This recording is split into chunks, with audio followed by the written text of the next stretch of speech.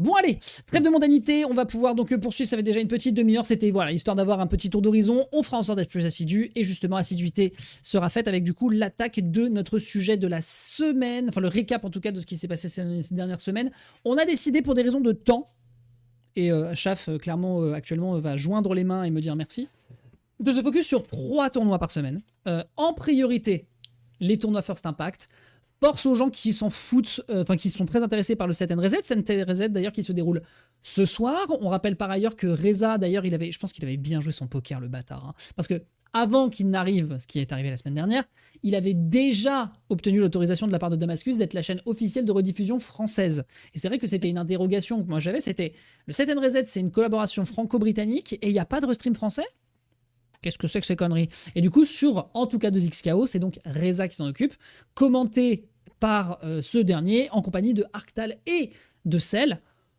Moi, j'ai une seule préoccupation sur ce sujet, c'est que à long terme, ça ne devienne pas du gatekeeping, parce que j'imagine que d'autres personnes de la scène vont émerger et permettront de faire des choses. Après, s'il y a des restreams sauvages du Set and Reset, moi je dis pas non. En tout cas, on fera en sorte de pas trop se focus dessus.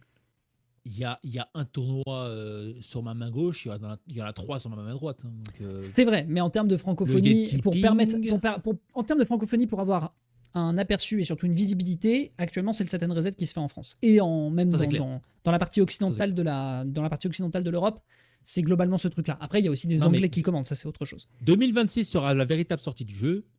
Je n'ai aucun doute sur le fait que en dehors du circuit Riot, il va avoir des tournois qui vont popper un petit peu. Moi, j'espère juste pouvoir commenter le Set and Reset potentiellement en stream de mon côté, mais j'ai peur de me faire taper sur les doigts. Il faudrait que Damascus réponde à BDM.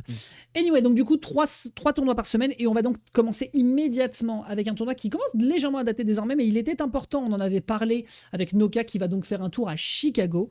Mesdames et messieurs, allons-y, sans transition. Nous avons le FGC Team Ups qui s'est déroulé, d'ailleurs je vais vous couper le son et je vais vous le balancer en direct.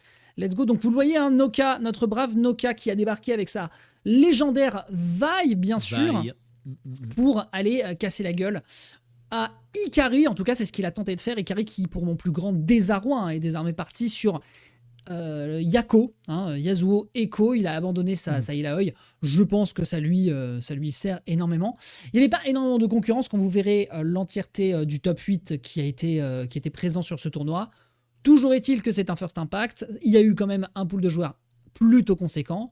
Pas de gros joueurs à proprement parler, en tout cas parmi les gros noms qu'on vous a déjà mentionnés sur cette chaîne. Mais Noka arrive tout de même, malgré cela, à se hisser à la 2e position. Bon, il a eu des déboires après. Je tiens à rappeler qu'après, il a eu des emmerdes à la douane et tout. Son passeport s'est fait voler. Enfin bref. Ce qui fait qu'il a débarqué au mindset. Il a débarqué au mindset un peu faiblard. Et d'ailleurs, je crois qu'il va partir en Corée la semaine prochaine. Enfin, je sais plus. Il faudrait que je revérifie le détail. Mais toujours est-il que voilà, on ne l'attendait peut-être pas aussi loin, ou alors les gens, peut-être du côté des US, le connaissaient pas tant. Bah là, en tout cas, il arrive et il frappe très très fort, et bravo à lui pour cette 2e position. Vraiment, il n'y a eu que Ikari pour le bloquer. Force à Noka quand même. Les déplacements sont très très durs à jouer, surtout quand on commence à peine à jouer et à un petit peu comprendre le délire. C'est pas spécialement si évident que ça. Surtout que si tu te déplaces aux États-Unis pour refaire un tournoi en France, puis après repartir en Corée. Complètement. Après, c'est un peu la vie de joueur pro, hein, pour être honnête. Mais ouais, c'est quand même bien d'avoir de voir au moins une vaille là-haut faire peur à beaucoup de ricains, parce que j'imagine qu'ils connaissent bien le match-up, mais pas autant qu'ils. Oui, Void leur casse la gueule quand même depuis des semaines. Hein. Oui. Après, voilà. On verra ce que ça donne dans le temps long, mais j'ai aucun souci par rapport à une diversité. Je m'étonne. Je m'étonnerais pas en fait que dans le futur il y aura bien plus de diversité de persos. Le pari, Ikari qui peut justement reprendre l'offensive. Un gros joueur, voilà, gros joueur, notre brave Ikari, on rappelle, qui avait été sponsorisé par BMS lors de l'Evo 2025 Nice. Je dis des bêtises. Mais ouais, gros boulot qui nous est effectué ici de la part de Noka. Tout de même, une 2e position, c'est très très cool. On n'en attendait pas moins de lui.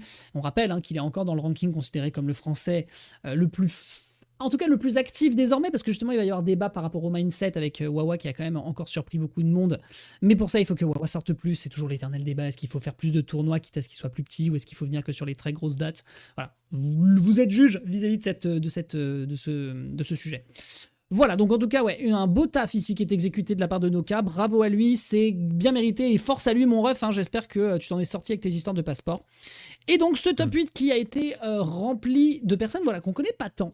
À la 7ème position, ce sera un Railgun et un Dostro PCH, suivi par Kama et Schmoltz, puis ensuite Zaidi à la 4ème position, avec un Noka quand même qui se fait sortir donc dès le démarrage en affrontant Globo, qui va rencontrer en losers final, qu'il va battre sur un 3-1, et ensuite ce sera un 3-1 Ikari contre Noka. Voilà, globalement, pas grand-chose à vous dire sur le tournoi de particulier. Ikari demeure un des joueurs les plus forts des États-Unis. On rappelle qu'actuellement, ça se tabasse entre lui, Sonic Fox et Inzem. Avec quand même quelques personnes qui commencent à toquer à la porte. Hein. Les victoires de Show Off, de Diaphone, Super Noon en duo notamment vont faire une grosse diff. Mais le fait que Noka se fasse bloquer uniquement par lui, c'est très cool. Oui, et Chris G de Killsage, bien sûr. Sans compter Cloud et Halo 9, sans compter Killsage. Non, on savait que les États-Unis allaient être un vivier là-dessus en matière de talent de gros joueurs. Tout à fait. Je m'en profite d'ailleurs pour checker très rapidement. Encore une fois, hein, vous le voyez, le calendrier de 2X Combo, hein, si jamais vous avez envie et qu'il y a notamment des néophytes qui se pointent. Si vous venez de la vidéo TGR ou si vous venez de chez Mate, puisqu'on va en parler, évidemment, vous inquiétez pas, ça va être le sujet, on va en parler. Si vous venez de là, l'une des ressources les plus importantes qu'on peut vous filer, c'est 2X Combo, c'est fait par un francophone. Vous avez là-dessus un calendrier avec toutes les dates, vous avez des combos par personnage et par duo de personnages que vous pouvez regarder pour pouvoir apprendre le jeu et les combos, même si moi, mon conseil, si vous êtes débutant, c'est pas de commencer à vouloir faire des combos flashy, c'est beaucoup plus de déjà commencer à comprendre les bases de base du jeu. Mais il y a aussi un ranking, et donc si vous êtes intéressé, je vous invite à regarder les placements des différents joueurs. Et actuellement, vous le voyez, c'est Ikari qui est actuellement premier, suivi par Inzem. Ça veut dire que les fans a participé à un peu moins de tournois. On a un Shankla-Tomika que je connais pas du tout. Comme quoi, vous voyez, ce ranking, il est encore un peu... Bon, c'est encore un peu particulier. On n'a pas encore ça mélange toutes les spécificités. Les joueurs les joueurs qui sont au top ne vont pas forcément s'affronter entre eux. Tout à fait. Il y a plein de choses. Il y a plein de choses à... Et voilà. Et vous voyez donc, Noka est 4ème. C'est-à-dire qu'il dépasse les fans. Mais il se fait battre par des gens en France comme... Voilà, au hasard, Yasha, Wawa. Bon, après, le placement du mindset, il a une excuse parce qu'il était en jet lag à cause de ses problèmes, mais sinon, globalement, voilà. Dis-moi. À titre indicatif, c'est bien d'avoir ce classement, histoire de se dire dans le top 10 qui se débrouille très bien là-dessus. Par contre, est-ce que ça veut dire que le top 1 va forcément gagner systématiquement quand ils vont se retrouver devant d'autres joueurs qui jouent aussi en rank? Non, c'est pas du tout. Tout à fait. Là-dessus, ce n'est pas un véritable système de ranking. De toute façon, on ne peut pas faire un véritable système de ranking. Rien que le fait de voir Wawa en 13e position, ça laisse songeur. C'est juste que le mec ne joue pas autant à 2X KO que ce qu'il devrait faire pour pouvoir se maintenir à un ranking qui va récompenser l'assiduité. C'est-à-dire que Noka, il est 4e mondial dans l'assiduité et dans les points qu'il... Enfin, évidemment aussi dans les placements qu'il fait. Mais c'est surtout parce qu'il est assidu qu'il est 4e mondial. En tout cas, bravo à Noka. On a un ranking maison qui est fait par 2X Combo, qui est déjà très bien, qui nous donne un indicatif balèze. Et surtout, merci. Et de l'autre côté, quand on va avoir... si on veut réellement un véritable ranking, et si on veut réellement savoir qui mène qui, dans quelle situation, dans quel temps, il faut attendre Riot. Tout à fait. Et c'est réellement Riot qui va proposer le circuit, qui va proposer le ranking. Je ne doute absolument pas que Riot fasse ça incessamment sous peu. Je pense qu'ils vont faire ça 2026. Ça ne veut pas forcément dire qu'ils vont le faire 2026. Ça peut peut-être dire qu'ils vont le faire plus tard. Mais j'imagine qu'ils ont déjà des plans dans leur tête pour l'avenir de 2XKO, compétitivement parlant. Non, j'entends ton argumentaire. J'essaie de gérer mes balances de blanc. Vous m'excuserez, j'essaie de faire des trucs. Je t'en prie. En fait, je pars du principe que je suis trop jaune. Mais bon, c'est pas grave. Je suis dans un millipoulin, ça n'est pas grave.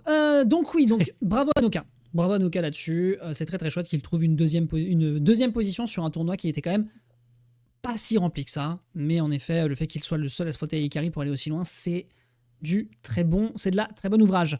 Ensuite, on va pouvoir attaquer avec la suite des événements. Et là, il faut qu'on parle un petit peu d'un sujet qu'on avait légèrement abordé. Souvenez-vous, c'était au début du mois de novembre où on n'avait pas compris le format. On n'a pas compris ce que les Japonais voulaient faire avec 2XKO. Mais on a aujourd'hui les résultats pour notre plus grand bonheur. Ah, j'ai pas récupéré le Start GG. Ah oui, c'est vrai, on en avait parlé, j'ai pas récupéré le Start GG pour une raison très très précise, c'est que leur système est mal foutu.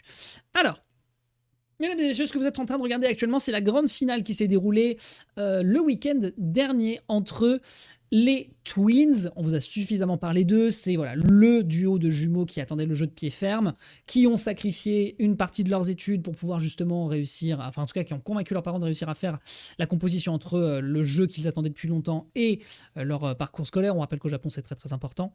Et ils vont faire la rencontre de Ikohan. Ikohan, dont on vous parlera juste après. Pour l'instant, on essaie de se concentrer un petit peu sur ce qui s'est passé vis-à-vis du tournoi. Donc c'était le Japan Knockout, 2xKO Japan Knockout. On rappelle que Riot Games, son implantation au Japon est correcte, pour ne pas dire que c'est voilà, un grand délire. Voilà, les ligues de League of Legends, il n'y a, pas de ligue purement japonaise. Ils ont été centralisés dans la ligue. Oui, mais elle n'existe plus. Elle n'existe plus. Elle a été centralisée en Océanie. Oui, c'est vrai. Voilà. Maintenant, c'est la LCP. Tout à fait. Alors, le truc, c'est qu'on se base énormément sur ce qui passe en Occident. Et on se dit que parce que ça se passe en Occident, parce que ça se passe en France, parce que ça se passe aux États-Unis, ça devrait être la même chose partout. Ce n'est pas le cas. Il ne faut pas oublier une chose. Je vais faire un petit parallèle e-sport Japon, mais après, on va très vite revenir à 2xKO. Il ne faut pas oublier qu'au Japon, il est illégal d'avoir un cash price sans qu'on soit légalement autorisé à le faire, juste pour faire un tournoi en ligne ou un tournoi offline d'ailleurs, sur des jeux qui ne sont pas officialisés en tant que jeux professionnels ou qu'on ne concerne pas des joueurs professionnels à ce jeu-là.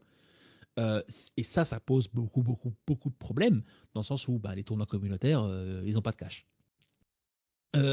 Ça n'empêche pas quand même de faire de grosses choses de manière communautaire, mais c'est pas pour rien que en dehors de l'Evo Japan et peut-être à la rigueur de certains Kagaribi et d'autres tournois dans le genre, les tournois communautaires multijeux, ça court pas les rues au Japon. Parce que c'est pour la simple et bonne raison qu'au Japon, il y a une structure qui n'existe pas nulle part ailleurs, qui s'appelle la GESU. Donc Japan Export Union, et en gros c'est eux c'est les éditeurs en gros qui passent par la GSU pour dire qui en tant que top player japonais peuvent être considérés comme joueurs professionnels ou pas, ce qui n'existe pas ailleurs. En France, si tu veux être joueur professionnel, tu te fais signer par une team, point barre. Au Japon, si tu veux être joueur professionnel, il faut te faire agréer joueur professionnel par la GSU. Oui, c'est ça. Tu peux pas t'autoproclamer, quoi, bien sûr. Non, c'est pas une question d'autoproclamation. C'est du genre, il y a les personnes qui peuvent te proclamer pro en France, c'est les teams. Les personnes qui peuvent te proclamer pro au Japon, c'est l'État. Oui, ce qui n'est pas du tout la même chose. Tout à fait. Pas pareil. Pas pareil. En tout cas, c'est les éditeurs qui sont couverts de l'État. C'est ça la GSU. C'est les éditeurs qui décident, mais c'est l'État qui couvre en fait cette décision. Voilà. D'accord, merci pour le complément d'infos. On se retrouve donc avec... bref, hein.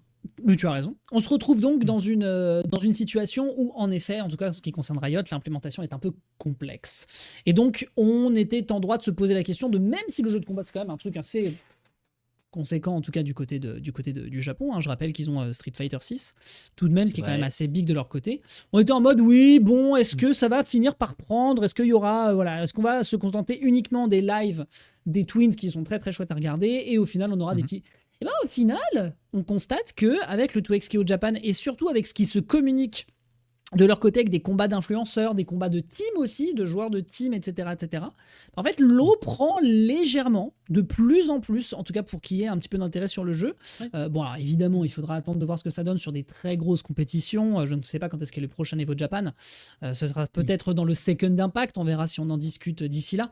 Mais on a donc les Twins qui, eux, sont quand même un petit peu les figures de proue au Japon et qui sont suivis par le monsieur que vous voyez actuellement à l'écran qui s'appelle Ikohan, qui donc remporte l'Evo Japan. Qu'est-ce que c'est le truc sur ses doigts qu'il a? C'est exceptionnel, il a des gants de doigts. Si je me trompe pas, c'est trop stylé. Alors j'ai dit peut-être des bêtises, mais il y a des couvertures qui existent, enfin des sortes de couvertures, des sortes de pansements en fait, qui existent au niveau des doigts pour éviter que quand on frotte ou quand on double tapote directement sur le stick, on se frotte la peau en fait. Oui. Et ça, c'est plus de base, c'était plus dédié à des joueurs de jeux musicaux, parce que les joueurs de jeux musicaux grattent les bornes comme pas permis, hein, surtout quand on joue à Waka et à 2DX, donc Beatmania, Oui. etc. Ça, c'est complètement débile. Je vous conseille de regarder 2-3 vidéos de Waka, histoire d'être impressionné. C'est toujours marrant à regarder, surtout quand c'est les Japonais qui jouent. Mais oui, non, non, enfin, les Japonais adorent créer des petits trucs comme ça, des petits matériels de ce genre pour être le plus efficace possible sur leur jeu. C'est très rigolo, quoi. C'est une Mytel inversée. Je trouve ça très drôle.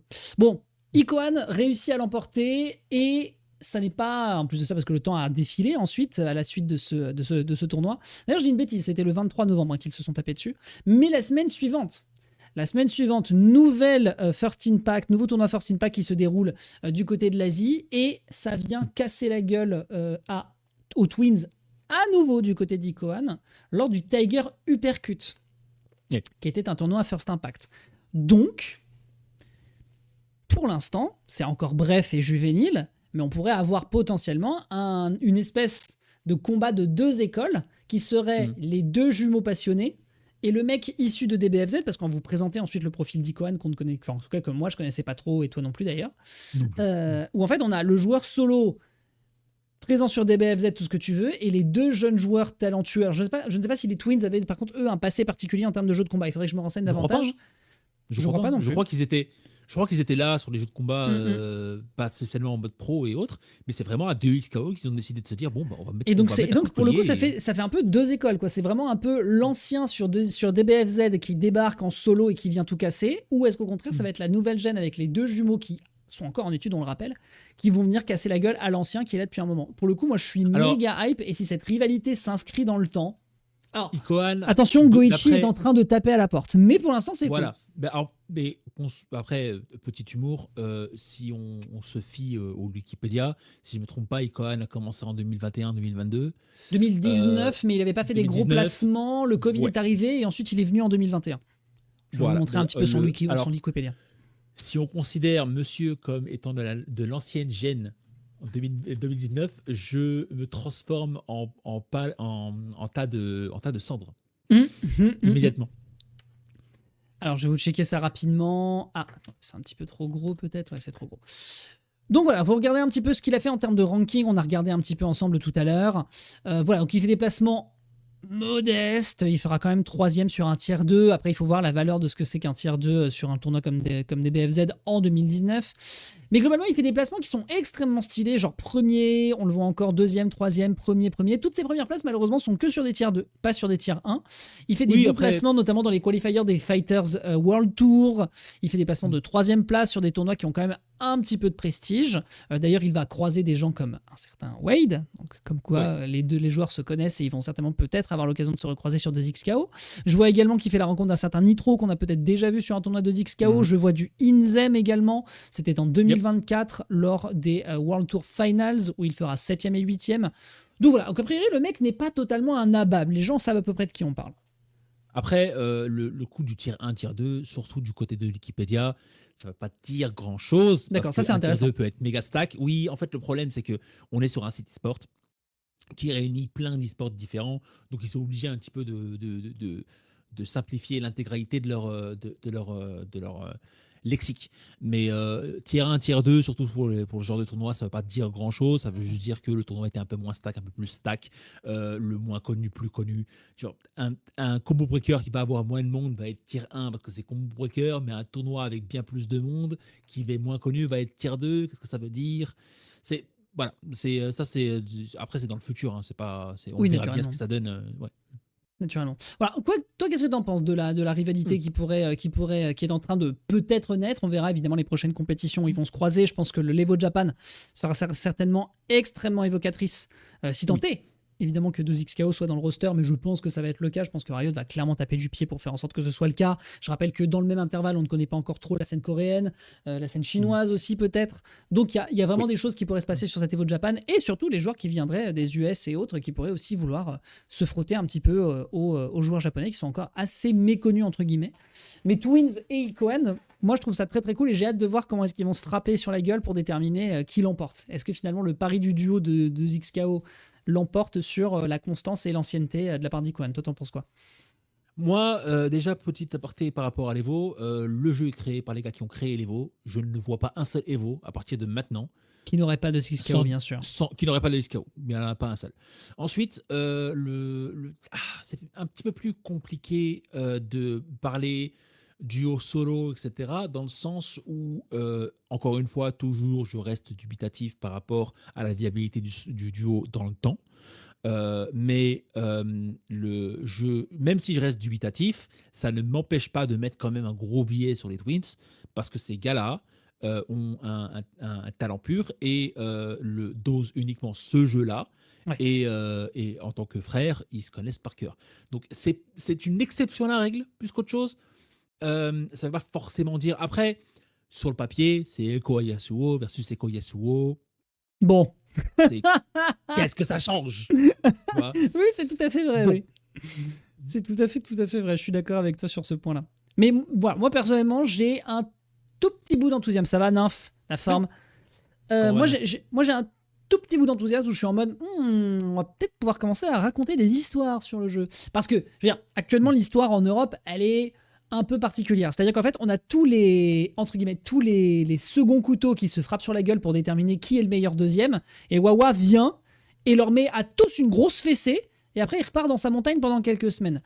Alors Je tiens à dire personnellement que c'est entre guillemets un peu frustrant, dans la mesure où je me suis déjà tapé ça pendant des années avec Gluto. Bon, ça fait 1 an et demi, 2 ans que c'est un peu plus la bagarre, notamment entre Raflo et Crêpe Salée contre lui. Après Mais il y a une chose qui est différente de Smash. En vrai, pas tant, ça par fait un rapport, petit moment qu'il se fait secouer. il y a une chose qui est différente de Smash par rapport au reste de la FGC et en particulier des jeux comme Fighters qui va avoir une scène très très proche de celle de 2XKO en matière de joueurs. Pendant très très longtemps, dans quasiment toutes les régions, il y avait des joueurs qui étaient considérés comme intouchables. Ok. Gluto faisait partie de ces joueurs-là parce qu'il était intouchable en Europe, certes, mais il y avait d'autres joueurs américains qui étaient intouchables aux États-Unis, d'autres joueurs japonais qui étaient intouchables au Japon, etc. Et donc ils étaient dans une classe spécifique où ils se rencontraient constamment en top 8 quand ils étaient dans le même top 8 et dans le même tournoi. C'est pas spécialement. Continue, je reviens. Je t'en prie. Je finis ce que je dis. C'est pas spécialement on va dire le changeant dans ce délire, surtout quand on compare avec ce qui se passe du côté de la FGC, où basiquement il n'y a pas réellement de dieu, il n'y a pas réellement de gars au-dessus du lot, parce que tout le monde saigne, parce que tout le monde se bat contre tout le monde, et tout le monde se retrouve avec un niveau assez équivalent et assez équilibré, qui fait que même des gars qu'on connaît pas trop, qui sont un petit peu au bosquet et autres, comme des Noka ou autres, peuvent démonter des gens qu'on considérait comme intouchables et vice-versa. Donc, je m'inquiète moins par rapport, parce que j'expliquais un petit peu la différence entre ce qui se passait du côté de la scène Smash, où les Gluto et les Light, non, pas vraiment Light, mais des gars dans ce genre, MKLeo, le joueur de chez FaZe, Spargo, tout à fait. tous ces joueurs-là, et évidemment la flopée énorme de joueurs japonais typés oui, Akola, Mia, bien sûr. Qui sont dans une sphère à part. On va pas dire que Akola, Ti et compagnie, ils se font réellement charcler quand ils vont au Japon, quand ils font des gros tournois japonais. Généralement, quand il y a un top 8 japonais et qu'ils sont là, bah, ils sont là, dans le top 8. Oui, ça s'arrête là. Alors qu'au FGC, ça saigne un peu plus. Bah tant mieux. Et ça a toujours saigné un peu plus. J'espère en tout cas que ça va être le cas parce que, évidemment, on va en parler juste après sur le tournoi qui nous intéresse juste après parce que c'est la France, mesdames et messieurs. Ça y est, on a eu un First Impact français en offline depuis l'Evo. Et ça, pour le coup, c'est très très important qu'on en parle. Mais voilà, en tout cas, moi personnellement, sur là ce qui est en train de se passer au Japon, je vais suivre de près, doucement, parce qu'il faut de toute façon regarder un peu ce qui se passe du côté des Japonais sur des jeux pareils. Et honnêtement, un truc comme ça avec l'enjeu de l'ancien qui est là depuis 5 ans, 6 ans, sur un autre jeu où apparemment ça va être l'héritage, 2XKO va être l'héritier entre guillemets des BFZ, en tout cas pour une grosse portion de joueurs, jusqu'à ce que Tokon arrive. Mais quoi qu'il en soit. Et de l'autre côté, justement, les deux jumeaux passionnés qui attendaient le jeu depuis longtemps, qui le taffent, qui ont fait en sorte de sortir de l'école, qui ont fait en sorte de pouvoir concilier leurs études avec. Perso, en termes de storytelling, moi je vois quelques youtubeurs faire des trucs dans quelques années si jamais ça continue comme ça.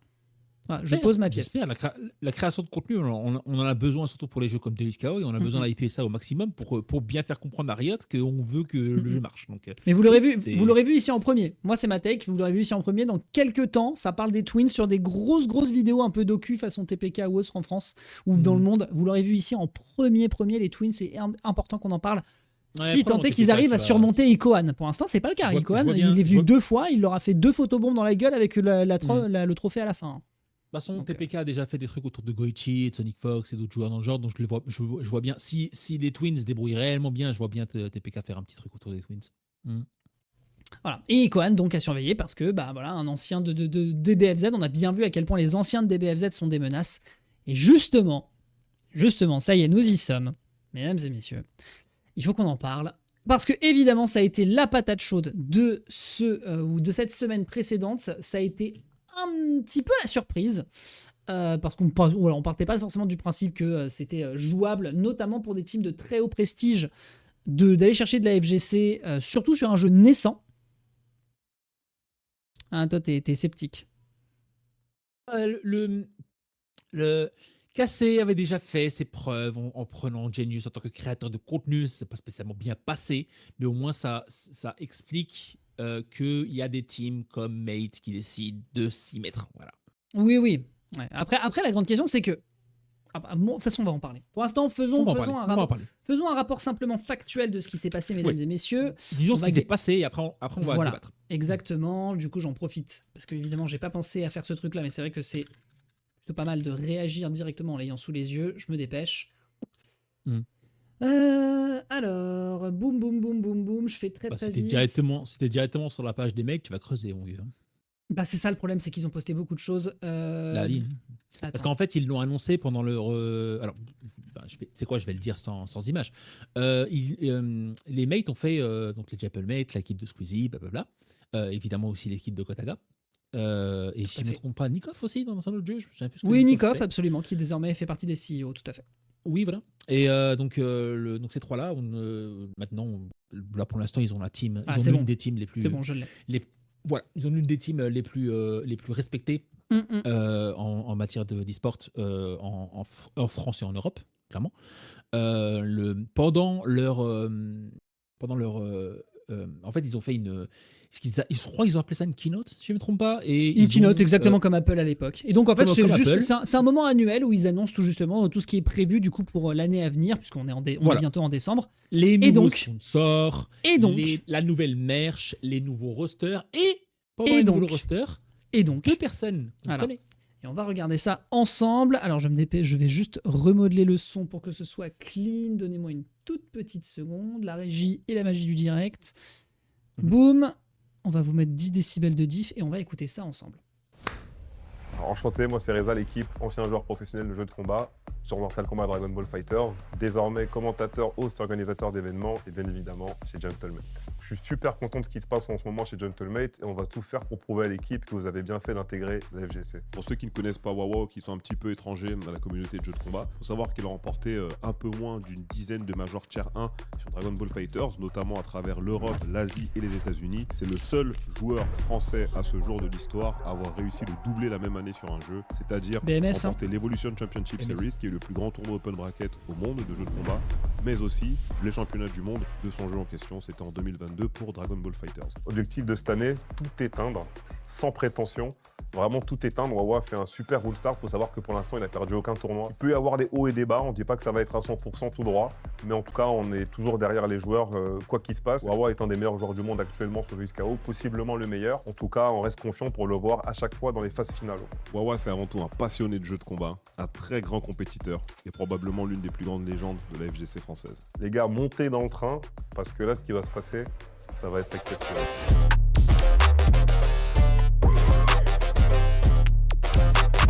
Les sport pause. Bon voilà, donc ça voilà, grand classique évidemment les e-sport pause. Donc mesdames et messieurs, oui tout à fait, donc Wawa, donc on n'est pas encore dans de la partie où on veut parler d'autre chose que du récap, mais voilà, c'était important, très important pour nous d'en parler, mais on va développer ça juste après. Donc Wawa, fier de cette annonce qui date de jeudi, si je ne dis pas de bêtises, c'était le 26 novembre, donc je calcule rapido, le 26... C'était le mercredi, donc ça fait pile poil une semaine. Eh bien, évidemment, ouais. c'était la semaine dernière. Eh bien, il est ensuite, évidemment, et nous le savions, il était déjà inscrit pour le mindset. Et pour le coup, c'est un timing qui est juste parfait. Mais ça, on va revenir dessus après. Donc le mindset, mesdames et messieurs, le mindset tournoi qui s'est déroulé c'était à Colombes, donc c'est juste à côté de la région parisienne. Un tournoi de plutôt bon prestige, hein. On avait quand même on avait entre 120 et 130 joueurs de mémoire sur 2XKO, sans compter les DQ naturellement. Ça fait quand même un niveau conséquent, pas mal de personnes qui sont venues d'Europe pour le tournoi. On a, je pense, notamment, malheureusement, il ne fera qu'une 13e place, mais je pense à Tales of Mr. E. On a Ipski qui est également dans le tournoi ici. On a True Divine qui fera une 3e place, la menace allemande qui a été très très dangereuse. Et on a eu aucun Américain, aucun Japonais. Enfin, en tout cas, voilà, c'était un tournoi 100% européen. Ça n'a évidemment pas le même prestige que l'Evo, donc forcément les gens qui venaient de ces continents étaient focus sur autre chose. Quoi qu'il en soit, tournoi qui a été organisé par la bonne team des NSXC, team qui est extrêmement connue dans la scène de jeux de combat francophone. On pense à Flashno qui fait partie des fondateurs en compagnie de White Black. Évidemment, je vous sors les 2 plus gros profils, mais il y a plein de gens dans la NSXC que vous connaissez de près ou de loin si vous vous intéressez un peu à ce qui se passe, notamment à Paris. Le premier qui me vient en tête, notamment, c'est Davsnot.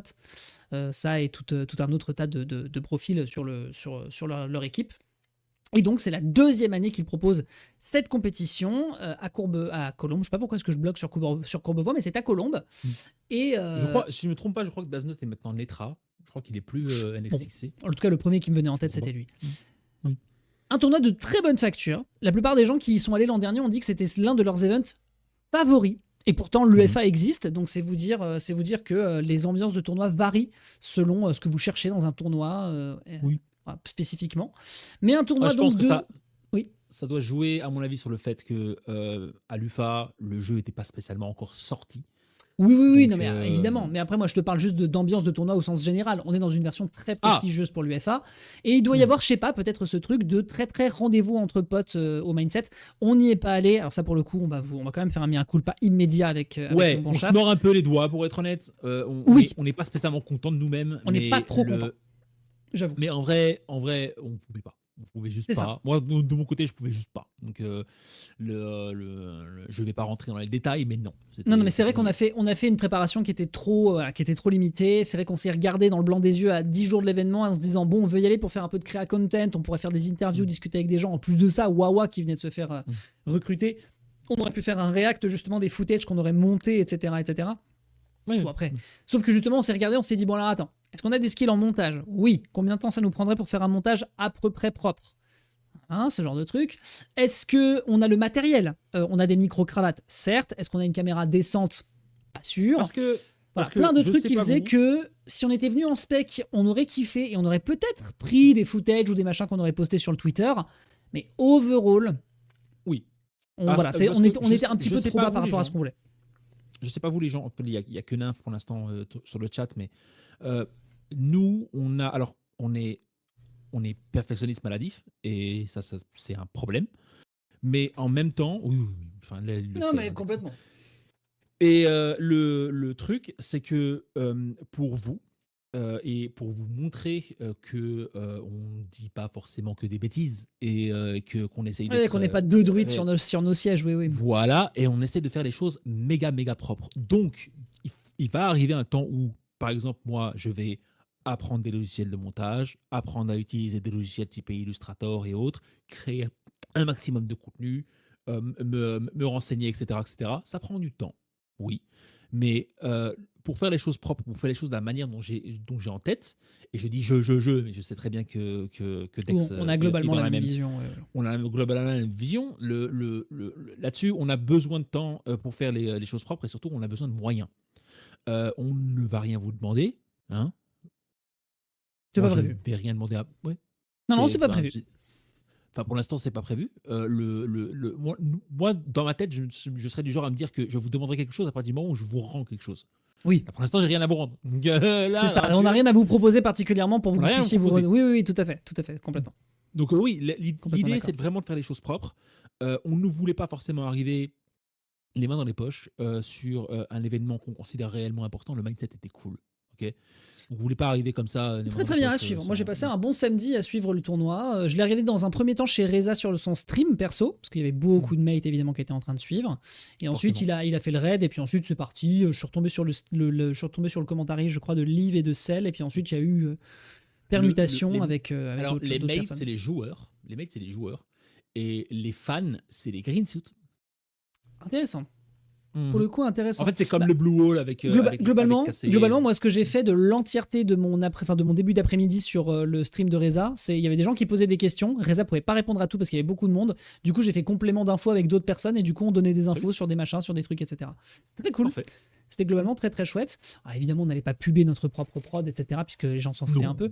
Mais du coup, très intéressant d'entendre Squeezie gueuler en disant, enfin, gueuler. Bon, il trouvait que c'était un peu stylé, etc. Mais le problème, c'est que Nikov, Gotaga, enfin je crois pas que Gotaga était là, mais en tout cas, toutes les personnes qui sont un peu CEO et qui donc suivaient ce qui se passait du côté de Reza, tous, ils étaient perdus. Ils venaient de télécharger le jeu.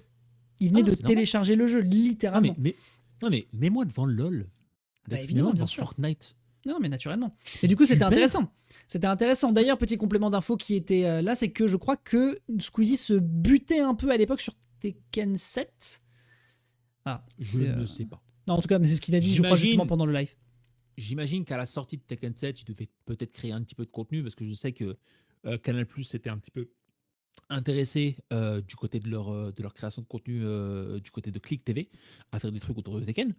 Mais de là à dire qu'il y avait du lourd, très très lourd en matière de création de contenu qui était intéressé par ce qu'on fait. Juste Squeezie a dit qu'il avait joué à vraiment. Tekken 7, quoi, donc ça, il n'était pas complètement paumé non plus sur des trucs de jeux de combat. Toujours est-il que, voilà, la grosse patate, mesdames et messieurs. Bon, alors, faisons un petit passage rapide sur ce qui s'est passé au niveau de Stop 8. Moi, j'ai suivi un petit peu, c'était très cool. Et je vais d'ailleurs parler d'un highlight, notamment à la 9e place, dont il faut quand même qu'on parle, qui est un joueur de DBFZ de Lyon, qui s'appelle Stimou. Et qui a fait 9e, mais qui est vraiment, je pense, le gars à surveiller parce que le mec est vraiment, vraiment solide. Et il joue, il a œil, donc forcément, je suis un peu biaisé. Ouais. Sur ce rendu général, mesdames et messieurs, nous avons Ipski qui affronte Opal. Opal réussit à se dépêtrer et finira à la 5e position en concédant contre face à Kane. Opal, c'est trop bien. Opal, c'est trop bien. On rappelle qu'il avait switch sur Timo avant le tournoi. Il n'était pas sûr de ce qu'il faisait. Il remporte d'ailleurs un match contre Ipski de manière scandaleuse en balançant un vieux whiff au corps à corps super intimo. Et ça finit par passer. Donc pour le coup, vraiment force à Ipski, mais ça ne s'est pas passé comme il l'entendait. Est-ce que Ipski a mis la garde? Non. Bah, il n'a pas mis la garde, il voulait être agressif. Voilà, il s'est pris les 3 darts, force à lui, hein. Écoute, frérot. Ça s'appelle un choix. Voilà. Grande force. De l'autre côté, Noka 7e place. Alors, Noka 7e place, évidemment, no Jones, mais je me permets quand même de signifier 2 trucs. C'est que 1, jet lag. 2, parce qu'il revenait justement après des journées de complications. Il revenait du coup des États-Unis avec son souci de passeport, de visa, etc. Et de l'autre côté, évidemment, le stress que ça a pu lui engendrer. Lui-même a tweeté un petit peu dessus en disant bon les gars, voilà, j'ai fait de mon mieux, mais alors c'était pas le mieux du mieux. Dans la FGC, on n'a pas de Jones. À la place, on a des excuses de sac. Oh, d'accord, les Jones sont spécifiques à Smash Bros. Oui, je la note. De l'autre côté, nous avons Opal, donc qui va finir à la 5e place et qui va Opal, donc qui va se placer au même placement que Wade qui a fait de son mieux, hein, mais qui malheureusement True Divine lui a cassé la gueule. True Divine c'était la menace. True Divine était une menace absolue. On avait très très peur de ne pas avoir un retour de grande finale tellement il était énervé contre Yasha, mais heureusement Yasha a fini par réussir à se dépêtrer. Et finalement ce sera donc un Yasha après que True Divine se débarrasse de Kane à la 4e position. Kane également à surveiller aussi, hein, qui est un ancien aussi, je dis pas de bêtises, de DBFZ. Et ben voilà, qui est en train justement de revenir à un très haut niveau. Et ce sera donc Yasha qui fait la rencontre en winners finale de Wawa. Tout le monde voulait cette grande finale. Enfin, cette winners finale et a fortiori cette grande finale. Les deux anciens de DBFZ, naturellement, qui vont se retrouver. Et surtout un clash Solari-Mate qui donc est en train de déjà signer des écritures en matière de storytelling pour la scène. Alors évidemment, là tout de suite, dans l'immédiat, Yasha a quand même fait preuve de résistance. Les sets avaient quand même des trucs bien serrés. Yasha était quand même chaud comme pas possible. Mais malheureusement, Wawa est quand même beaucoup trop fort actuellement. Il fait il a des choix et des décisions. Je vais vous montrer un petit peu le footage parce que là vous êtes sur un écran fixe. Mais moi j'ai trouvé qu'il y avait des choses qu'il faisait en matière d'identification. Bon, là, ça, c'est leur petit setup qu'ils ont sur place, etc. On va plutôt regarder les games. Il a des situations, il a des lectures de situations, des identifications précises dans les combos des persos, etc. que je trouve scandaleux. Le mec fait des paris dans des moments auxquels tu ne peux juste pas t'y attendre. Il te fait des punitions dans des moments dans lesquels tu ne peux pas t'y attendre non plus. Évidemment, il n'est pas infaillible. Dès qu'il se prend un combo, il se prend un combo très bien. Et si le break est consommé, il va prendre la sauce.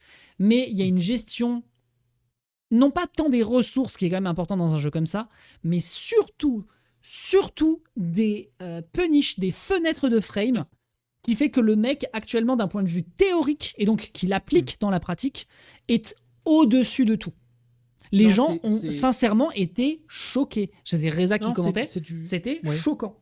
Non, mais c'est du coff, en fait. Le truc, c'est que tu disais, non, ce n'est pas des ressources, c'est une décision, c'est du spacing et la distance. En vrai, plus aussi des timings de punition.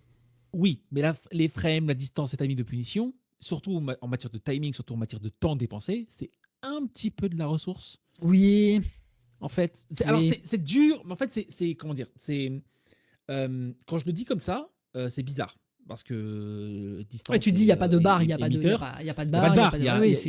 Non, mais le fait de timer correctement ses coups et le fait de savoir que tu times ça, tu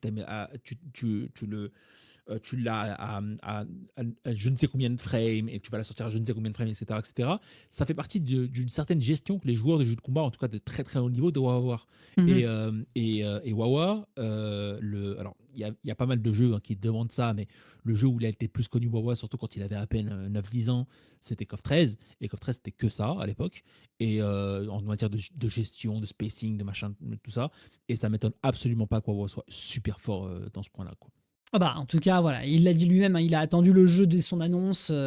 Il y a pas mal de personnes qui ont spéculé, notamment le fait qu'il pourrait peut-être aller sur Tokon, qu'il pourrait aller sur d'autres. Reza a signifié en stream que, a priori, pour être le meilleur joueur, vaut mieux se focus sur un jeu. Et donc, a priori, on devrait davantage le voir sur des XKO, d'autant plus que pas mal de gens en ont parlé, c'est aussi la sécurité pour des annonceurs de voir un jeu Riot Games. C'est aussi ça qui a pu potentiellement, parce que évidemment on n'est pas dans les coulisses, mais là on peut justement commencer à parler un petit peu du sujet avant de partir sur autre chose, parce que leur fil. Moi personnellement, l'investissement de Mage, je suis enthousiaste et je suis à la fois inquiet, dans le sens où imagine, le jeu ne perce pas et dans 3 mois on n'en parle plus. Qui peut complètement arriver. Ah bah merde. Alors naturellement, il va y avoir quand même beaucoup de facteurs à devoir prendre en compte pour que ça arrive. On n'oublie pas que Wawa, avec cette victoire, et de toute façon, je pense qu'il avait l'intention d'y aller, vient de se sécuriser un placement, enfin une inscription pour le Frosty Faustings. Wawa qui va se déplacer aux États-Unis, je pense que c'est quelque chose qu'on attend tous avec impatience, parce que là, Noka est le premier joueur à faire un placement en top 8 sur un tournoi offline First Impact de sa poche, de sa propre initiative, parce qu'il avait envie. Là, c'est pas la même limonade. Là, on a un joueur sponsorisé par l'une des plus grosses teams FR qui font un investissement et qui font confiance à la FGC, avec pas mal de biais aussi, parce que j'ai eu des discussions, moi, avec des gens sur Twitter, notamment le fait que ces gens sont biberonnés à la tarification des brackets fermées, qui, moi, m'a un peu agacé. J'ai tweeté sur le sujet et les gens ont quand même pas mal réagi en trouvant que j'avais raison, dans le sens où il y avait des gens sur le stream de Reza ou d'autres matchs, etc., qui étaient en mode, ils jouent quand Wawa. Et quand Wawa passe, ils sont en mode, ouais, Wawa, ouais, il y a plein de gens qui réagissent dans le chat. Il éclate son adversaire en 3 minutes top chrono. On se revoit dans 3 heures. Yep. Et les gens étaient en mode, mais ça donne pas envie. Ça ne donne pas envie.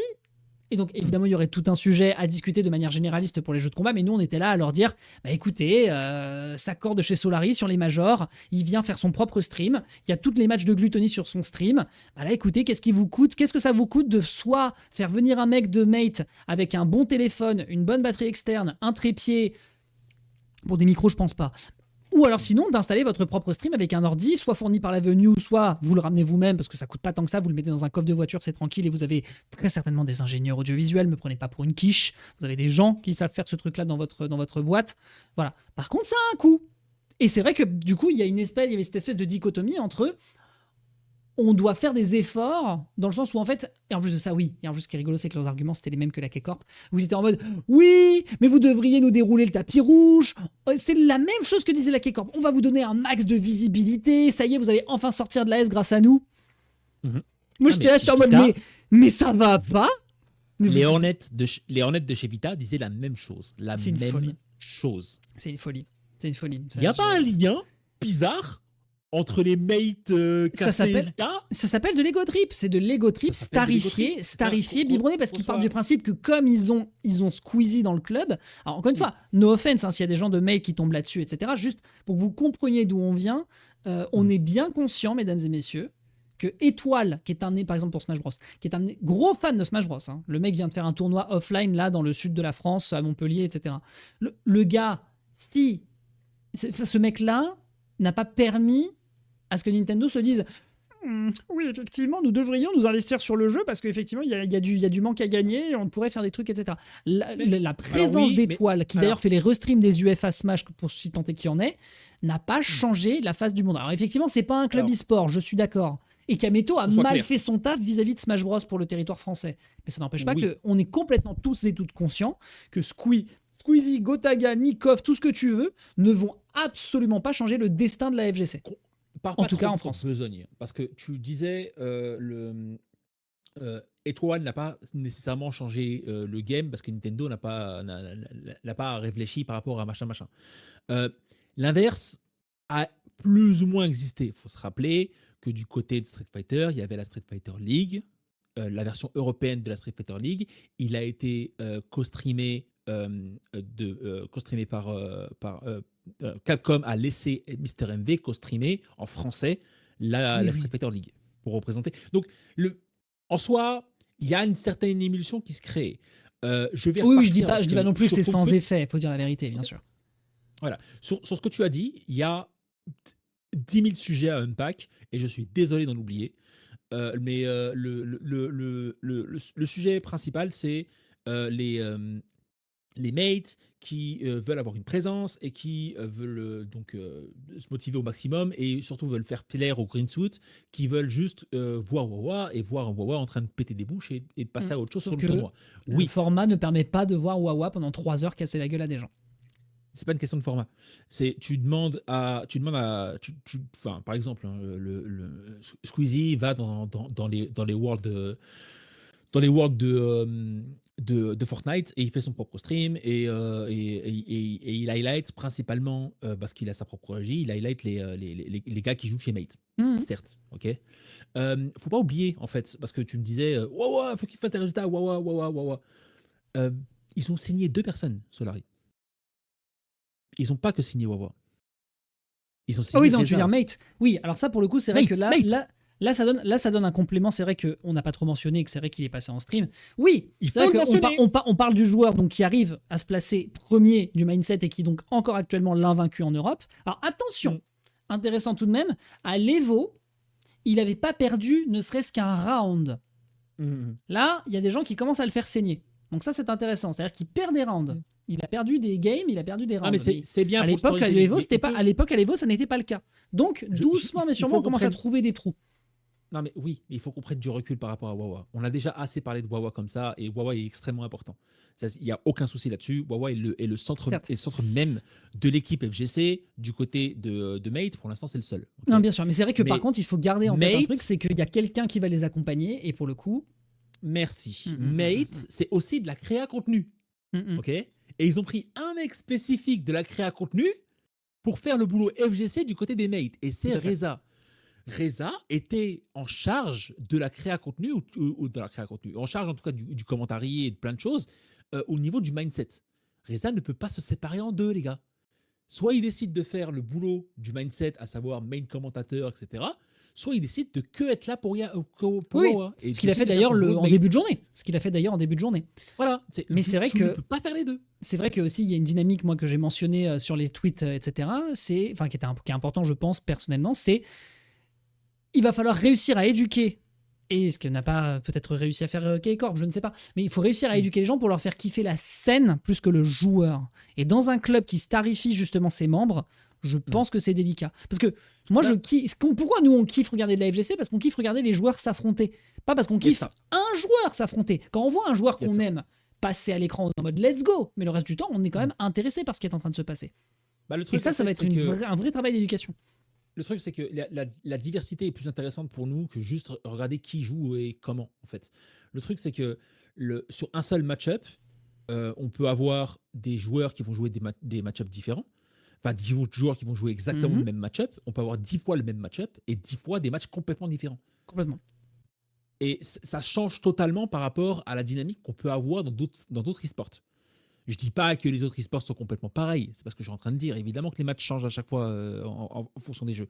C'est juste pas la même dynamique par rapport à nous, comment est-ce qu'on apprécie et comment est-ce qu'on regarde les jeux de combat. Il faut pas oublier une chose, et je ne fais que le répéter en boucle et en boucle, la FGC, ça a 30 balais, voire même plus d'ailleurs. Tout à fait. La FGC, c'était là avant Squeezie. La FGC, c'était là avant Wawa. La FGC, c'était là avant 2xKO. C'était là avant la plupart des jeux qu'on joue maintenant. Donc, tout ça fait, moi, personnellement, quand j'entends des trucs du genre Ego Trip, a.k.a. déballez-nous le tapis rouge, nous sommes ce qui vont vous ramener le plus de pognon, machin, ça me fait doucement rire, parce que jamais de la vie, ils vont faire quoi que ce soit en matière d'impact sur la FGC passé, présent et à venir. Oui, il y Jamais. aura une forme d'impact, notamment en termes de viewership, si tant est qu'il y ait de l'engagement. Là, par exemple, le mindset, en tout cas sur des XKO, a quand même eu de bons chiffres. Il y a quand même eu beaucoup de personnes qui regardaient la compétition, ce qui est très très cool. Mais ça fera. Est-ce que tu crois que Killzio a fait un impact du côté de Street après ça? Ah, ça, signature oui, chez à déterminer. KC? À déterminer, Je te le détermine tout de suite. Non. Oui. Après, est-ce Non. qu'il y aurait eu autant de personnes qui auraient regardé le mindset s'il n'y avait pas eu Wawa Mate à l'écran? La signature de Wawa Bon. Mate a fait ramener beaucoup de personnes. Est-ce que ça veut dire que Wawa Mate tout court va faire ramener d'autres Ah non. personnes sur d'autres majors? Non, ça c'est une. Oui. C'est-à-dire qu'en fait, Voilà. tu prends un bassin de viewers que tu vas effectivement pouvoir migrer, mais est-ce qu'ils vont rester une fois que Mate va se désolidariser de Wawa? Ça, pour le coup, c'est une excellente question. Donc moi, C'est j'ai pareil pour toutes les, Bien sûr. pour toutes les ultras de tous les grosses teams e-sport. C'est là où j'ai, par exemple- Jongding, Mais vas-y, excuse-moi, oui. c'est pas grave. Quand Jongding ou King Ray Jr. est à l'écran, les Hornets pètent un plomb. Mais dès qu'il n'y a plus Jongding ou dès qu'il n'y a plus Klementikov ou d'autres joueurs dans ce genre, il n'y a plus personne du côté des Hornets. Ouais, C'est d'accord. pareil du côté de Killzio, qui représente Takase du côté de Blue Wall. C'est pareil du côté des Mates. Qui est plus chez eux d'ailleurs. Et voilà, oui, enfin, il est plus chez eux maintenant, mais Oui. en soi, il y a Kira du côté de BMS qui vont bientôt refaire, ils vont avoir un nouveau nom et un nouveau logo et compagnie, une nouvelle direction artistique. Mais voilà, c'est pareil partout là-dessus. C'est les ultras sont concernés par leur team. Sans doute. Okay. Quand tu vas dans, C'est logique.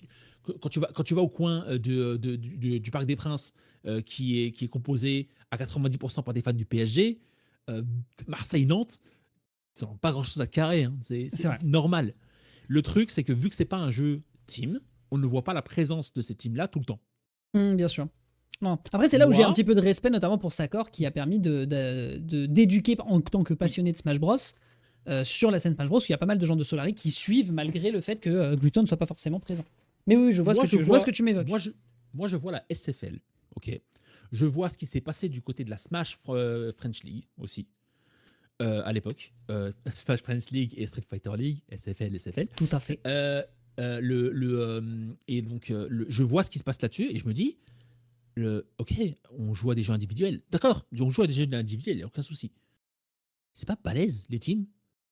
C'est pas balèze d'avoir un espèce de format team 3v3, 4v4 où du genre, on avait vu ça en 2015-2016 du côté de la Jfinity Elite Series et ça concernait énormément de Français qui jouaient à Street Fighter 5 à l'époque. On a 3 Français par team, donc 3 joueurs par team, dans un local insonorisé où ils peuvent se coacher en live pendant que chaque joueur joue séparément ses propres matchs. Ouais, c'est vrai. C'est l'avenir. C'est ce que les gens veulent, en fait. Quand les supporters de Solari étaient derrière la SFL, ils étaient bien plus derrière la SFL que n'importe quelle autre compétition dont sont concernés les mêmes joueurs de Solari qui jouent en solo. Tout à fait. Et on parle de monstres, hein, Akainu et compagnie. Hein. Là, ça revient exactement au même. Donc, moi, je suis un très, très, très gros avocat de rendre le jeu de combat en e-sport encore plus e-sport que ce qu'il l'est maintenant. Des teams, des représentations de teams, des représentations d'e-sport.org, des e-sport.org qui se concernent dans des ligues fermées ou ouvertes, hein, je m'en tape, mais en tout cas des ligues. Okay. J'entends des discussions communautaires sur le fait de ramener une sorte de SFL française pour créer notre propre Ligue 1 sur Street Fighter. Ça serait pas génial? Ça pourrait. Ça Ça serait absolument balèze. Je ne comprends pas pourquoi est-ce que les gros éditeurs de jeux de combat sont aussi timides là-dedans. L'Evo est extrêmement important. Il n'y a aucun problème. Le open bracket est extrêmement important. Il faut le garder. Mais on peut faire les deux. On peut complètement faire les deux. On peut faire une structure très LEC-like, LCS-like, avec un format à l'année, donc des matchs, un storytelling, toi qui adore le storytelling, un storytelling qui est tout tracé. Tout tracé. Il n'y a rien besoin de faire. Ça serait balèze. Oh, bien sûr. C'est pas fait.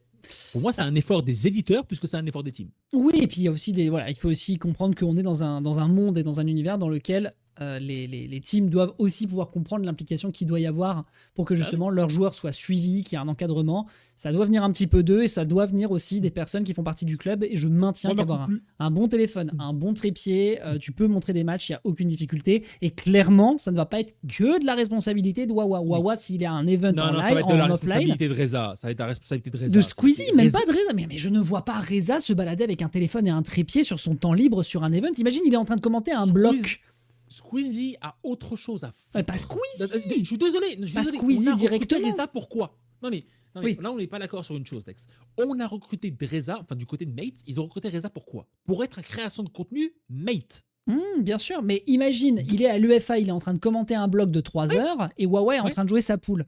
Qui filme? Ok, moi je suis du genre, imaginons je suis l'UEFA, imaginons je suis à bout. Ok, je sais que Reza a un contrat chez Mate. Tu fais en fonction? Non, je fais carrément en fonction. Je suis en train de me dire, il y a des commentaires un petit peu moins connus, mais un petit peu plus objectifs quand même, qui pourraient streamer. Tu gères un agenda. Je vais privilégier certains de ces commentaires et je vais laisser Reza faire son job de création de contenu. D'ailleurs, attends. Je calcule, mais en vrai, oui. Je me rappelle du match qui s'est déroulé là ce samedi, mais du coup, oui, là, ils sont en 2-2. Donc attends. C'est une erreur. Comment ça, 3-1? Oh les vilains. Oh les vilains. Faudrait peut-être leur signaler. J'enverrai un message à NSXC à la suite de ce live. Bon, on est parti dans des trucs un petit peu loin, on a tué, je comprends, c'est intéressant. Toujours est-il, en retour, que j'ai, c'est Wawa, mesdames et messieurs, la menace absolue que vous devez absolument garder en tête. En France, on a très très hâte de le voir au Frosty Faustings. Moi, je pense que le Frosty Faustings va être... On verra les participants, mais je pense qu'il va être déterminant. Si en plus il y a des Japonais qui se déplacent, alors là c'est caviar. Mais pour l'instant, Wawa meilleur joueur de France, meilleur joueur d'Europe. Noka est plus présent et plus assidu, ce qui fait la diff en termes de ranking d'un point de vue purement numéraire. Mais pour l'instant, Wawa reste une menace gigantesque. En plus de ça, en s'offrant derrière une team premium qui va le suivre, avec un créateur de content qui est quand même vital. On verra évidemment les issues. On rappelle qu'actuellement, pendant qu'on parle, on a Reza qui est en train de stream le Set and Reset. Il faudrait voir justement la présence qu'il peut y avoir dessus. Je ne sais pas si Wawa est inscrit, ça m'étonnerait. Mais ça va être intéressant. Et on n'oublie pas qu'il y a le dernier Galaxian Explosion qui va se dérouler dans les prochains jours, aux prochaines semaines. Je crois que c'est le week-end de la semaine prochaine. Probablement. Et il va y avoir, a priori, Wawa d'inscrit. Ce sera peut-être l'occasion de voir en live comment les mates vont s'impliquer pour le truc. Donc pour l'instant, c'est un démarrage enthousiasmant. J'ai quand même des réserves. Si le jeu flop dans 3 mois, c'est la catastrophe. On verra ce qui se passe. On verra ce qui se passe par rapport au jeu. J'ai pas l'impression que le jeu est parti pour flopper, mais on verra ce qui se passe. Là où je voulais en venir, en fait, parce que j'ai parlé de plein de choses, je suis parti dans ma tangente, mais j'ai pas ramené une conclusion. Tout à fait. Ma conclusion, c'est de simplement dire que si on s'attend à ce que les Green Suits, les Hornets, le Blue Wall, les fans BDS vont être des supra méga fans FGC. Parce qu'ils ont recruté Kira, Killzoo, anciennement Valmaster, anciennement Killzoo aussi, d'accord, d'ailleurs. Et du côté de BMS, pareil, avec Yasha et compagnie, vous mettez un doigt dans l'œil, mais profond, jusqu'au lobe frontal. Hein. Ce n'est Ouais, je pas, suis d'accord. on parle de fans qui sont principalement en train de regarder du LoL, du Fortnite, du CS. Vous croyez qu'ils en ont quelque chose à foutre? Je suis désolé, hein. Ah, mais c'est Ouais, là ils le ont quelque travail chose à d'éducation. Moi, le grand pari, moi je pense que le plus gros pari auquel Reza est confronté, c'est de réussir à leur donner goût au jeu de combat. Oui, Je mais pense que Reza, c'est pas le dernier. Je pense que c'est pas mais- le dernier capable de le faire. Mais Reza doit avoir un travail d'équilibriste. Son travail d'équilibriste, c'est d'être mate. Il faut qu'il soit supporter mate, d'accord? tout à fait. Il faut qu'il montre à quel point il est engagé à supporter l'équipe mate, mais en même temps à faire comprendre ce que c'est que la FGC au Green Suit. Oui, Ok. tout à fait. Je C'est suis un d'accord. travail d'équilibriste, dans le sens où c'est très très dur de faire comprendre ce que c'est que la FGC quand on ne considère pas l'intégralité de la commune. C'est pour ça que j'ai beaucoup de mal à considérer FGC et e-sport en même temps. Ok. On avait déjà parlé J'aime de ça. bien parler de fighting game e-sport. J'aime bien prendre la notion complètement à part de communauté et la notion complètement à part d'e-sport. J'aime bien sûr. séparer les deux. Et ce qui est j'espère que mon micro n'a pas désactivé, bon, tout va bien. L'idée, c'est que pour moi, il y a un moment où un mec comme Reza doit choisir même. Et surtout, je compte principalement sur les Gozulting, les Webedia et les NSXC et d'autres organisateurs de tournois, de lui faire comprendre ce choix. Est-ce que tu es mate? Et là, tu n'es pas objectif. Tu fais partie d'une team, tu es là pour supporter spécifiquement un joueur. Voilà, donc je ne peux pas te mettre en tant que commentaire objectif. Tu ne l'es pas. Ou alors, tu es commentaire et tu dois avoir une certaine objectivité. Et pour moi, c'est dur de justifier un double salaire. Je suis d'accord. Non, j'entends. Il va, en tout cas, c'est plein de défis. Il faut pas au plus, voilà, on va pas non plus complètement charger la mule. C'est enthousiasmant aussi parce que justement, il y a tout un chantier de choses à imaginer, à inventer, ça c'est clair et net. Et ce sera maintenant tout à leur loisir de permettre de faire en sorte que les choses prennent l'eau. Et que ça soit goûtu pour les gens qui viennent, aussi, pas forcément du monde de la FGC, encore moins du Tag Fighter. Bien sûr. Et qui n'ont que la vision de Yasuo dans League of Legends qui se tape dessus. Mais Dex, combien de fois dans cette émission j'ai passé par semaine de faire de divaguer sur Team TSM, Team NRG, Team Evil Genius. J'ai passé combien de fois à le faire ça? Je veux que Mate soit impliqué. Je veux que Vita soit impliqué, que KC soit impliqué, que BDS soit impliqué. Parce que c'est la meilleure force pour Riot pour confirmer qu'ils ont de l'or dans les mains. Je suis d'accord. Je veux ça, tu vois. Mais je veux que ça soit bien fait. Don't fuck it up, je suis d'accord. Oui, voilà. Je ne m'attends pas à ce que des green suits vont se mettre à regarder l'intégralité des tournois où Wawa va être là-dedans. Tout à fait. Je ne m'attends pas à ça. Et heureusement d'ailleurs. Par contre, je m'attends à ce que Riot commence à regarder à quel point les green suits sont intéressés de voir plus de mates dans le truc et se disent ah tiens le format team ça serait quand même sympa. Ouais, je suis on devrait essayer tiens. Ouais, je le visualise. On verra de toute façon. Hein. On rappelle que c'est aussi pour eux l'occasion de peut-être faire un vivier qui pourrait leur servir. Lorsqu'on le sait, peut-être qu'à un moment où il y aura un autre, il y aura le pillage de la scène pour qu'ils aient leur propre circuit en interne. La communauté est le meilleur vivier. La communauté est le meilleur vivier. Ça, c'est ta vision, mais on rappelle qu'ils ont volé Valorant à toute la scène après, une fois qu'ils ont balancé leur jeu en mode mais free labo. Il n'y a aucun souci. J'ai pas de problème là-dedans. Moi, je n'ai aucun problème à ce qu'on dise la communauté gère ses tournois communautaires. Oui, il y a un circuit en parallèle, non, mais évidemment, naturellement. Mais imagine le pire, ils volent tout. Alors là, laisse tomber. Alors là, c'est la mort du jeu. Il y a juste pas. Alors, s'ils volent tout, c'est très simple. La FGC arrête de jouer à 2XKO. Mais naturellement. Mais ils sont dans la merde parce qu'ils ont plus de, ils ont plus de joueurs. Là, ils sont dans la même merde qui se tapent maintenant avec LoL. Naturellement. Ils veulent pas se mettre là-dedans. Okay. Non, tout ce que je dis, c'est que la FGC ne peut pas. Enfin, la FGC va freiner une opinion full e-sport d'un jeu de combat. En tant que genre, je parle, et pas du tout en tant que, en tant que communauté.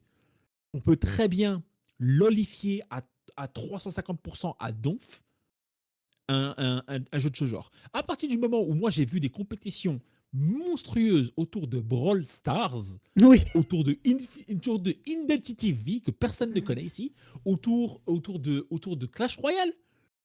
Tout est possible. Et ça me rend On rappelle, quand Fortnite est sorti, c'était combien de millions de dollars pour le premier qui a été gagné par un ado à la con je me souviens plus de son nom. Bouga, 3 millions.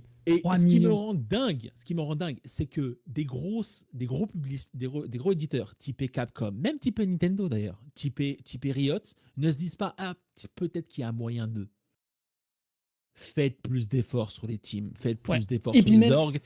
Ils et dans- demandent Et dans le Ils cadre de demandent que ça. notre niche que sont les jeux de combat, il y aura quand même, je pense, personnellement, des efforts à faire du côté de la team pour qu'ils soient capables de comprendre que à la fois, c'est pas les rois du pétrole, et de l'autre côté, la FDFGC doit prendre soin aussi des joueurs qui viennent. confond pas la team avec les Naturellement. Vincent. Confond pas la Naturellement. team avec Non, les Ultras. non, mais naturellement. Les ultras naturellement. pensent qu'ils sont les rois du pétrole. T'en as rien à foutre Ok. des ultras. En attendant, si vous voulez voir Wawa en stream régulièrement, les gens de Mate, et là c'est à vous que je m'adresse, je le répète, trépied, téléphone, batterie externe, c'est de Oh, le l'open représentant- bracket. À un moment, Oh, c'est le les tournois du représentant peuple, des vous pourrez Mates. rien y faire.